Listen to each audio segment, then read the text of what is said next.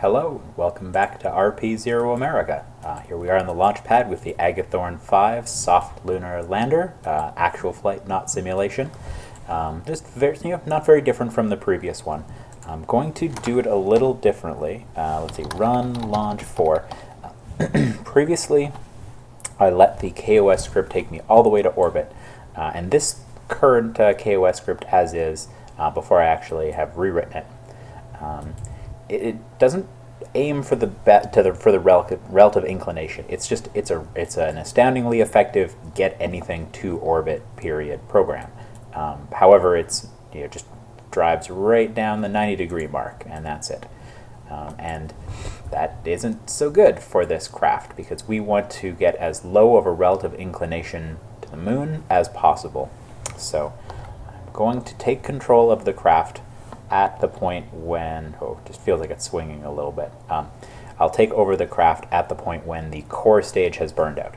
So I've added yet another set of these caster solid boosters. They're the best, the highest tech. So I don't have very good solid booster tech right now, which is fine. Usually I really don't use them, although the more I like the Delta style of launch vehicle with like a small core and solids to help kind of get it up to and through max Q. The more I'm considering using them, but they're still expensive in RP-0, so I just don't have very good solid boosters. Let's see, these are nearly burned out, and once those are off, I can kind of time warp most of the stage burn time here. Beyond that, it's a very similar craft. The reason I added that is so that I didn't have to struggle quite as much to get this payload into a parking orbit. It'll be a bit easier. If you're trying to do something new, novel to you, or even if it's been a while, like our realism overhaul on RP-0 changed a lot. If the last time you did a full career through and checked all the boxes was 2, 3, 4+ months ago, things have probably changed and it might be harder. So I recommend, or at least for me, I take it easy on myself. So if I'm trying to do this, which I've never launched, I've never landed a soft lander this small on the moon before. So I'm just gonna, if I'm a little short of delta V, if it'd be handy to have a little more delta V, I'll add it. Right? Just makes it more enjoyable and worth doing for me. So you can see this number isn't too bad. I want to keep it down to about 0.25, 0.3, which is why I want to take over the launch partway through, because my script is completely unaware of my relative inclination relative to the moon. But with just a couple of degrees, off of a heading of 90, I can get down to that, to the lowest relative inclination by orbit. Whereas I tend to end up at about that 1.5 to 2 degrees inclination difference if I allow the script to go all the way to orbit.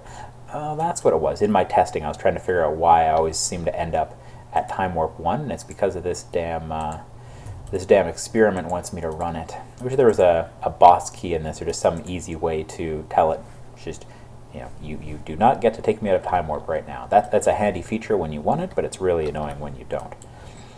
So pretty shortly here, I'll be taking over control. So I clicked on this, the KOS script panel here, and I'm going to hit Control-C, and it's going to say Program Aborted. And at that point, I will take manual control because it throttled down there, which I definitely do not want it to do. So engine lit, and I did it in a short enough period of time that I thankfully the fuel was still stable in the tank. So I'm now high enough. I will pop off the covers. Exactly the same.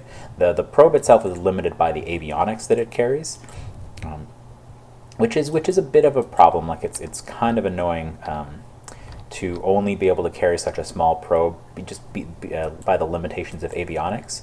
If you want, you end up with this problem where you run against a wall, and if you want a bigger probe, you need to bring more mass of avionics, and you need to bring more power source, and to get the same delta V, you're going to need bigger tanks, and you just kind of end up at the same spot you were before, maybe with slightly more delta V, but a lot heavier.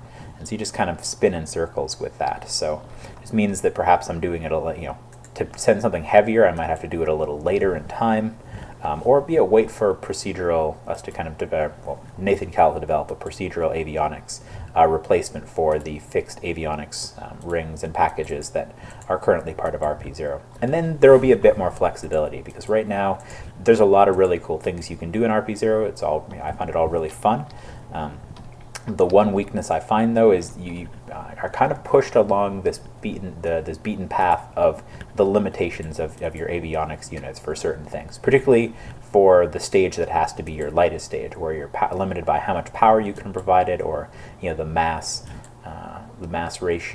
control ratio of the avionics just kind of is a very limiting factor on what type of probe even makes sense, and you can't shift it by 10, 20, 30% at all. You're specifically stuck to that.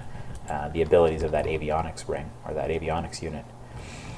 So I just plan to get this into orbit. I just want to keep this below 0.3 if I can. It'd be nice, even 0.35. I mean, I just want to keep it below where I was in that previous mission, where I let KOS take me all the way to orbit. Ultimately, the ability to target a specific inclination is something I want to add to the script, because my whole reason for wanting to learn KOS, and it's definitely been enjoyable. I've never really fiddled with that type of control scheme before, in which I just need to angle down a bit to keep this time to apo. Control scheme where it kind of goes through these various loops, and you can control the length of the loop in terms of time. Is it 0.1 seconds each time it runs through a loop? Kind of depending on what you're having the loop do, you want to have it controlled in different ways. Like if it's just a display loop where it's just showing you information, it's just outputting quick cycles, etc. Or if it's kind of making a complex decision, you have it run every half a second or 1 second, just to limit how frequently it has to do those calculations. So pop off the coverings like a real Gina. And there we go. So now we're separated from that. I just pulsed away a little bit. And because that doesn't take very long to get into orbit, I'm also going to maneuver planner. I'm going to set up a home and transfer to the moon. So I've got a nice inclination. It's going to be a lot easier to hit the moon, I believe, with this, with the mission as it is. So let us see. We've got the moon. I want to go focus view. In my last simulation, so the line without, this circle is telling me this is when you will escape the moon. So it means we're coming in along the dotted path on the left there. And that's going to be, at least currently how everything appears, it looks like it's going to be on the dark side of the moon. Particularly obvious if I go like that. It's a really non-ideal time for this launch, it looks like. I might have to do, just live with landing in the dark, or just kind of do something kind of special to hook around the moon and like smash into what we actually call the dark side of the moon, which is not because of its not being lit by the sun, but because it's not visible from Earth, because it's always the same side of the moon that's visible to the Earth. It's just as the Earth and the sun and the moon move around, we can see different parts of the exact same half all the time. That's okay. Like if I can do a burn that gets me that close, I will be perfectly happy with that. Now I'm not going to let MechJeb carry it out, just because in my test of this simulation it was a bit wonky and wobbly. Let's see, maneuver planner, I've already got it. Just the control of the Agena wasn't the best with either the stock PID or the MechJeb PID. Okay, so let me just rotate around to that target. So I'm just going to do this burn manually and see if that bites me in the butt. It's just because those other ones were, just because the different programs were not able to do the burn as close to ideal as I would like, doesn't necessarily mean I'm going to be able to, but at least controlling it myself, I only have myself to blame, rather than being angry and wishing that I had controlled it myself or used a different PID. Yeah, it was just kind of wobbly around a bit, because I believe this engine has some gimbal. It just, controlling by just gimbal is difficult. It's not how stock really works. You're mostly controlling your craft is kind of being pulled around a lot by the reaction wheels and things. And that is absolutely not how things are controlled in real life, or how it's controlled in realism overhaul. So, okay, so I'm close to this target. Good enough for me. Whoa, oh, and of course I forgot to freeze. That's all right. Push it back. Okay, there we go. So that's close enough for me. So freeze it. Turn on SAS, do a time warp, and that's going to kind of null out the rotation brought in by persistent rotation. So about an hour of orbit, 2/3 of an orbit until that burn, which makes sense judging by how this thing is pointed.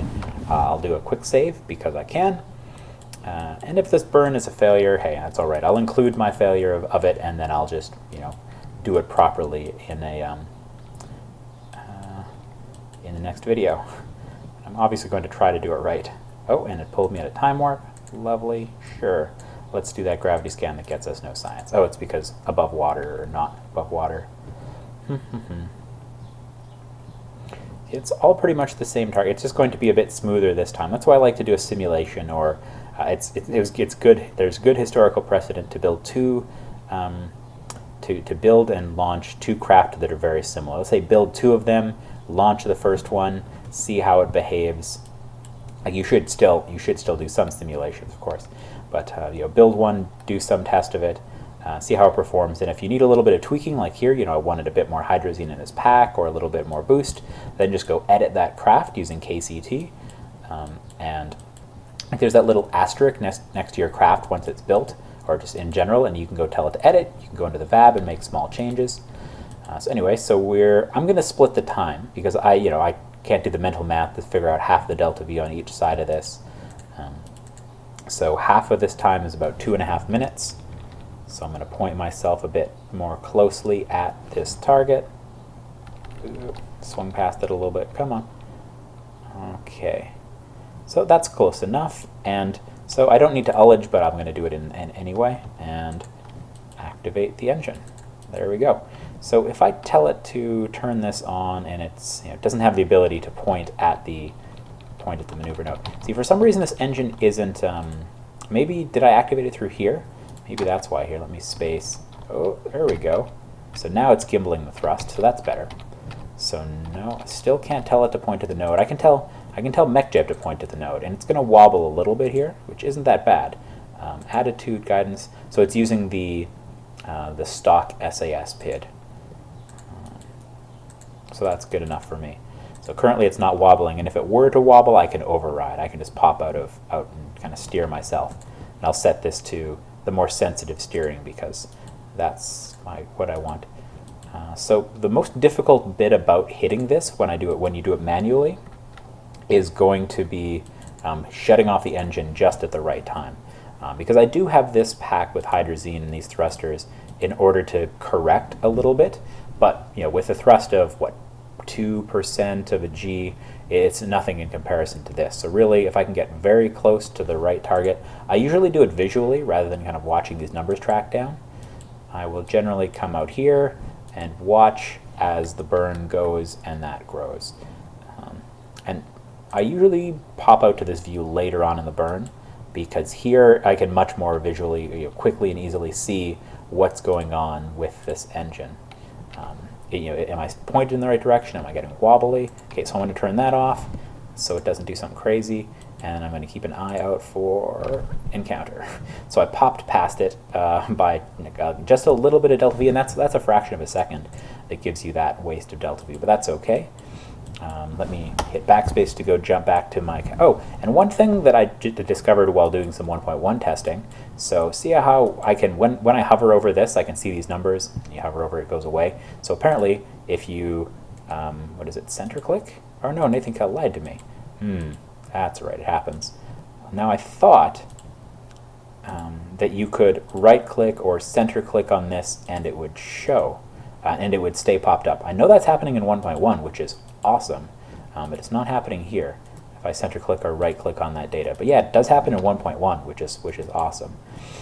I thought I would have at least accidentally noticed that at some point if it had been in the game previously. Like here, if I hover over, it's going to tell me these numbers, and by right clicking, no, I see it's not. That's all right. I hadn't tried it out in here, so maneuver editor. So I'm going to see if I can make a tiny tweak to my velocity here, kind of within the next minute or two, because like I said in the previous video, in the previous series of testing this, in some respects, it's the best time to make these adjustments is right here in when you're closest to the Earth. So there, it looks like going anti-prograde, retrograde is going to be what I want to do. So I overburned a little bit, which makes sense. So, all right, so I want to point myself back around. And I'm going to shut down this engine because I definitely don't want to waste that ignition. That's the one key thing that I can't allow to happen here, is to waste that ignition. Because I still have, well, obviously I can't see the number now, but if you jump back a couple seconds of the video, you'll see I still have a lot of delta V in this transfer stage, and that's really a key aspect of my design of this mission, is that I've got a lot of delta V still in this, and that is going to allow me to slow down before the this just little hydrazine thing with these RCS thrusters is going to complete that. So I've shut down the engine so I can throttle up, and that's going to throttle that. And yeah, it's got, 1.5%, so it can deliver a few meters per second of delta V, not too bad at all. And now I can turn that off so I can actually see in practice when this encounter comes back around. So here I can see those getting closer. Oh, okay, I can shut it down. See, I don't have limited ignitions. See, it really flickers. Okay, so I can throttle just a little bit and watch it decrease. So 4,000, etc., etc. So I'll have it partially throttled and just keep watching this until that number hits a minimum. Just kind of view it from different angles. So I find it kind of hard to tell exactly where that's positioned when it flashes like that. But I want to get it as close as I can, because I've got plenty of hydrazine in that transfer. Oh, I can get it pretty close. Pretty close. And yeah, using this maneuver editor to do that wouldn't really work. I kind of have to carry out the real burn so it'll actually flash, because this recalculates a few times a second, whereas this just if you set up a maneuver node, it just calculates the one time with your current position and everything. Okay, so that's pretty good, actually. See, this gets me an encounter on the sunlit side, or at least the side that's currently sunlit, right? I'm not thinking fourth dimensionally enough. But yeah, that is damn good. I've got an encounter, and I am still moving very fast. I'm still fairly close to the Earth.